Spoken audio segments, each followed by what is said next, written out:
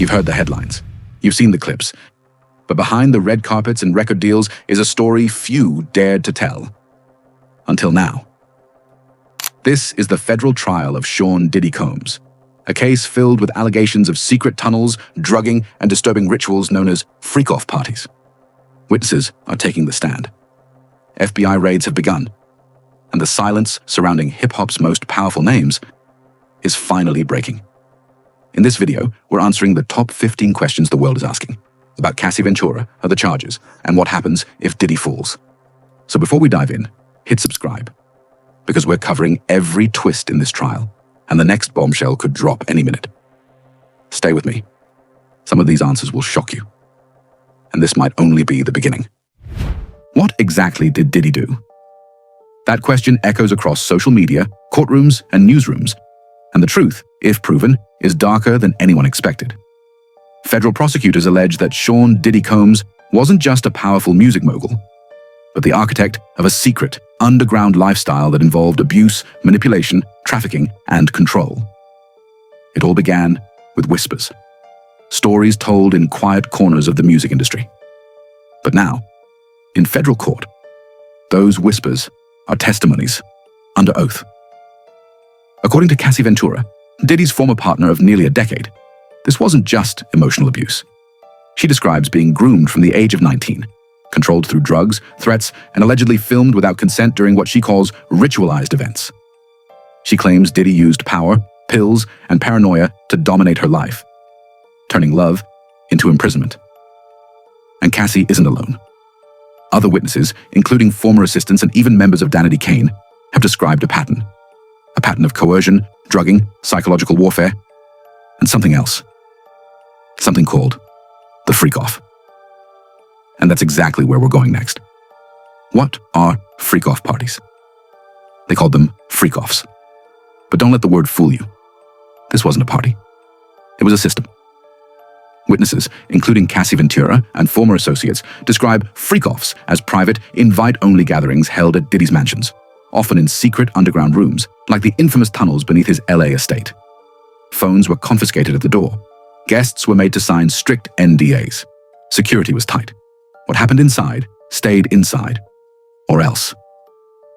Cassie testified that these events included forced role-playing, sexual scenarios, and the presence of masked individuals referred to only as performers.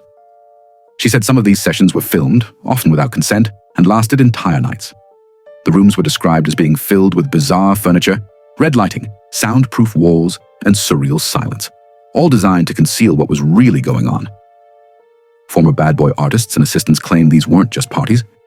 They were operations, carefully planned, secretly funded, and legally protected.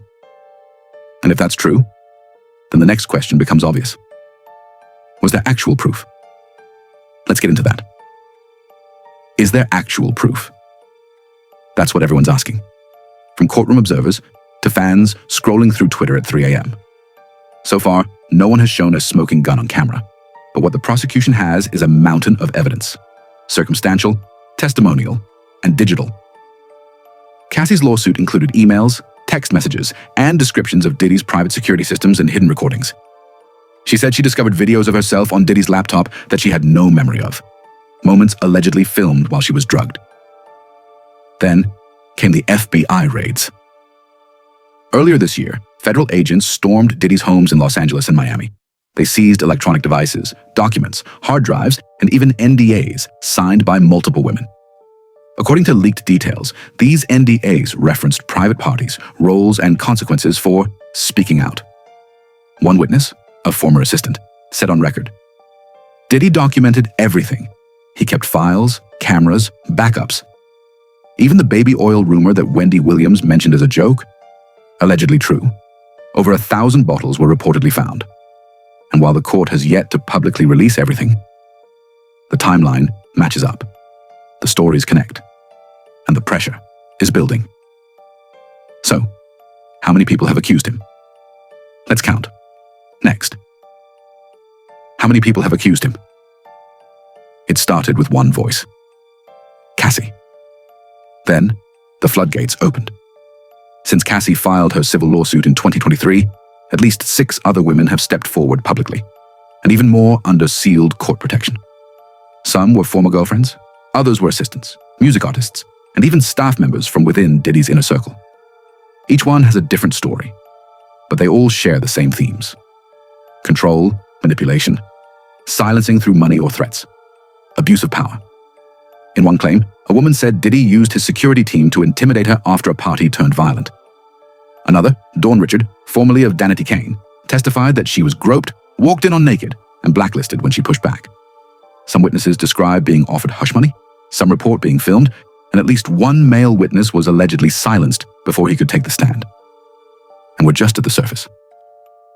In the next part of this story, we'll go deeper into Cassie's full courtroom testimony, why she stayed, and who else might be stepping forward.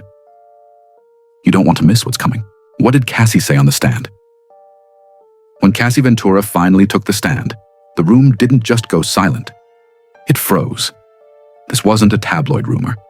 This was the voice of a woman who had survived nearly a decade in the shadow of one of music's most powerful men.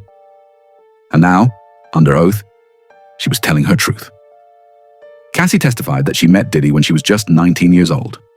What began as mentorship quickly turned into manipulation. She said the control started subtly: gifts, attention, love bombing, but soon escalated into complete domination. She described being given drugs without consent, being filmed during freak-off events, and even being surveilled inside her own home. At one point, she claimed Diddy texted her after an assault with just 4 words: "You were amazing. I'm proud." The courtroom reportedly gasped when she detailed what happened at the Intercontinental Hotel. A night she was drugged before her movie premiere, woke up bruised, confused, with no memory, but had footage of the event show up later. But Cassie didn't just talk about the abuse. She explained the system behind it: the NDAS, the isolation, the people around Diddy who enabled it. And then she dropped one of the most chilling lines of the entire trial.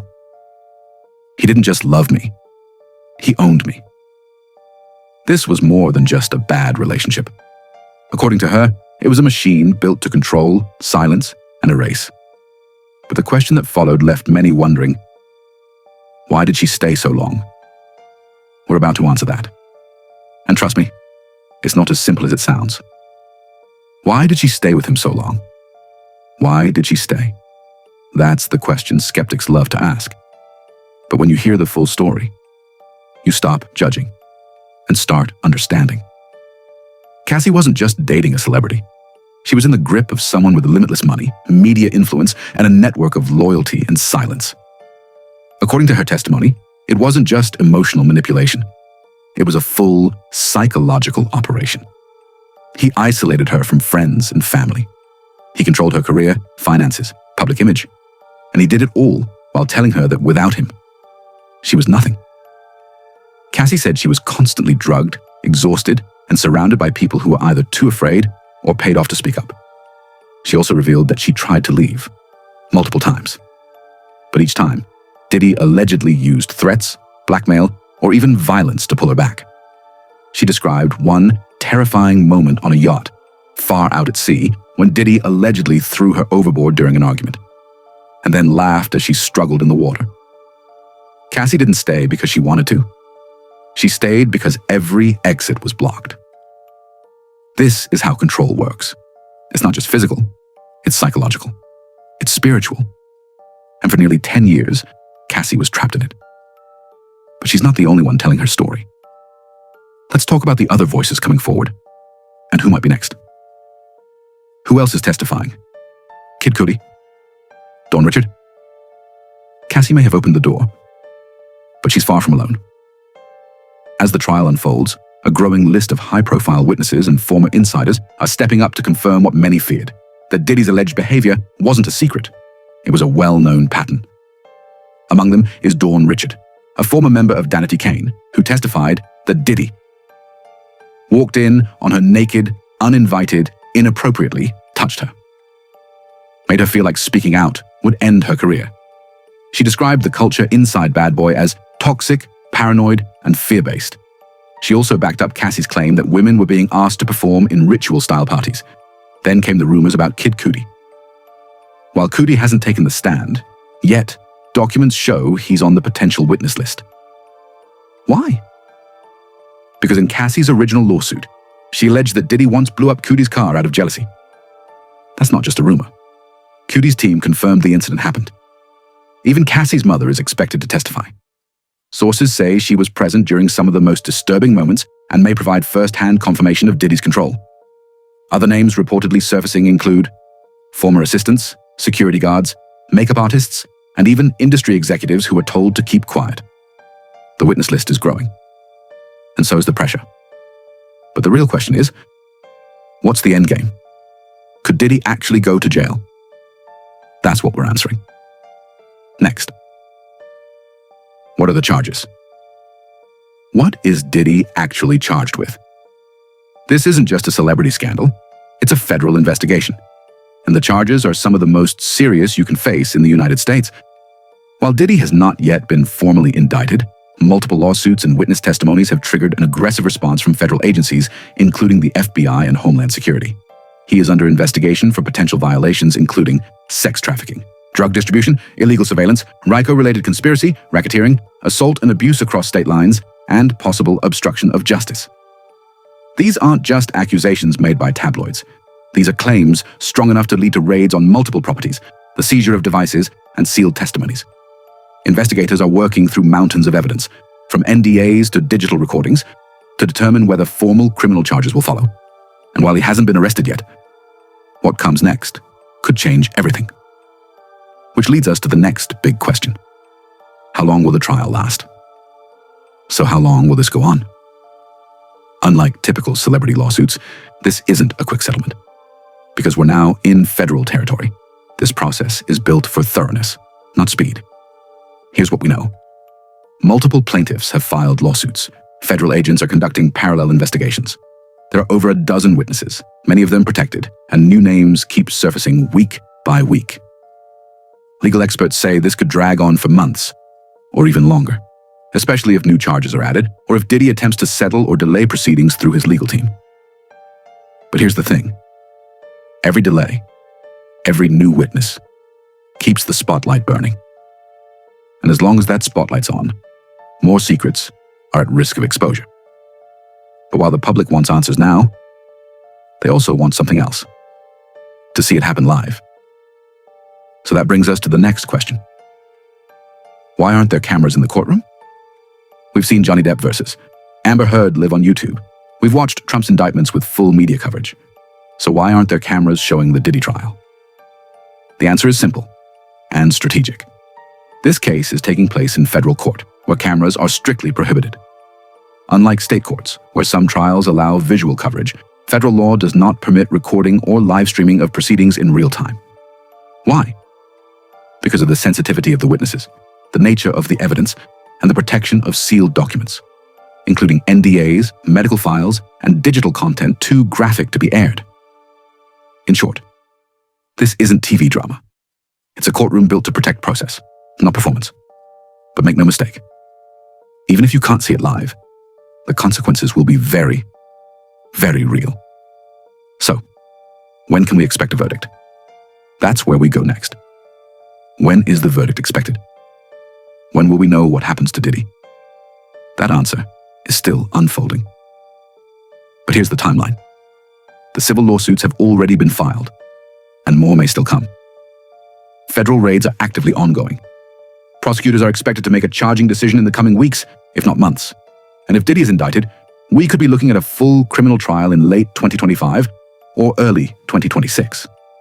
But even before a verdict is reached, Diddy is already facing major fallout. Brand deals dropped, public opinion shifting, industry silence growing louder. So the real question might not be, will he be convicted? But instead, can his empire survive the truth? And coming up, we explore just that. Can Diddy go to jail? And is this truly the end of his legacy? That's what we cover next. Could Diddy go to jail? Let's get real. Could Sean Diddy Combs actually go to jail? The short answer is yes. The longer answer, it depends on what's proven and how deep this case really goes. Right now, Diddy is facing civil lawsuits, not criminal charges. But the federal raids and the mounting testimony and the evidence allegedly uncovered during investigations suggest that criminal indictments could be on the horizon. Legal experts say that if Diddy is found guilty of trafficking across state lines, drugging without consent, conspiracy or coercion, or even obstruction of justice, he could face 10, 20, or more years in federal prison, depending on the charges and how many victims are legally acknowledged. And here's the twist. It doesn't have to come from just one trial. The court system could pursue him through multiple cases filed in different states or jurisdictions, just like what happened with R. Kelly and Harvey Weinstein. So yes, jail is not off the table. And if it happens, it won't just be about Diddy. It could send a message to the entire industry. But let's talk specifics. If convicted, what's the worst case outcome? What's the maximum sentence? So what's the maximum sentence Diddy could face? If the federal government brings RICO-related charges, or if trafficking, assault, and coercion are all proven in court, then we're talking about 20 years to life, depending on the combination of charges. Let's break it down. Sex trafficking alone carries up to 20 years. Conspiracy. Across state lines, using drugs to facilitate assault can carry 15 years. Possession of illegal surveillance or distributing recordings without consent equals 5 to 10 years. And if multiple women testify with corroborating details, the court could stack sentences, meaning he could face decades behind bars. Now, will that happen? That depends on three things. 1. What digital evidence they find. 2. Who else testifies under oath. 3. Whether anyone in Diddy's inner circle flips to cooperate. Because if someone close to him turns, the maximum sentence becomes a real possibility. But let's flip it for a second. What if he walks free? Could Diddy bounce back, like others have? Let's talk about that. Is he really finished? Or can he bounce back like others? Let's be honest. The music industry has a short memory. We've seen Chris Brown still selling out tours. Tory Lanez still had fans, even after conviction. R. Kelly? He ruled the charts for years after his first case. So is it possible that Diddy survives this too? On paper? Maybe. He still owns media platforms, still has business partnerships, still controls publishing rights. But here's the difference. This time, the culture has changed. We're not in 2005 anymore. We're in an era where cameras are everywhere and victims aren't staying silent, where sponsors walk fast and platforms deplatform instantly. Already, brands are backing out. TV deals have gone quiet. Former friends, silent. Even if he avoids jail, rebuilding trust, rebuilding a legacy, that may be the one sentence he can't escape. Because in this new era of accountability, sometimes reputation is the real life sentence. And in the final part of this video, we explore the bigger picture, the pattern behind the power.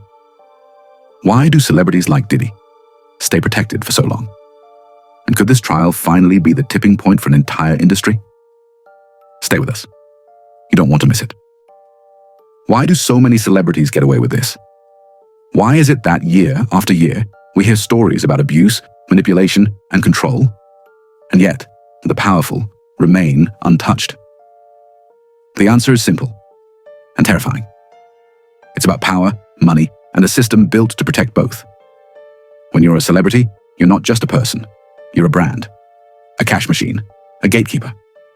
And protecting that machine means surrounding yourself with people who are paid to look away. Publicists spin stories. Lawyers send threats. Assistants sign NDAs. Media outlets stay quiet for access. It's a circle of silence. And breaking it can cost you everything. Victims lose jobs. Whistleblowers get blacklisted. And the abusers? They throw another party. Diddy isn't the first. He won't be the last. But the fact that this case is now in federal court, that the public is demanding accountability, that's new. And maybe, just maybe, it's the beginning of something bigger. Because it's no longer just about Diddy. It's about the industry that enabled him. And that brings us here.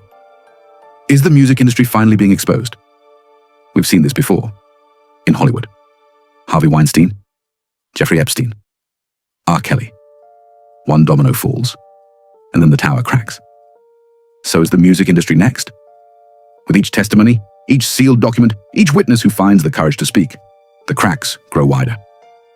This trial is pulling back the curtain on how artists are groomed, how fame is used as leverage, how silence is bought, forced, or feared.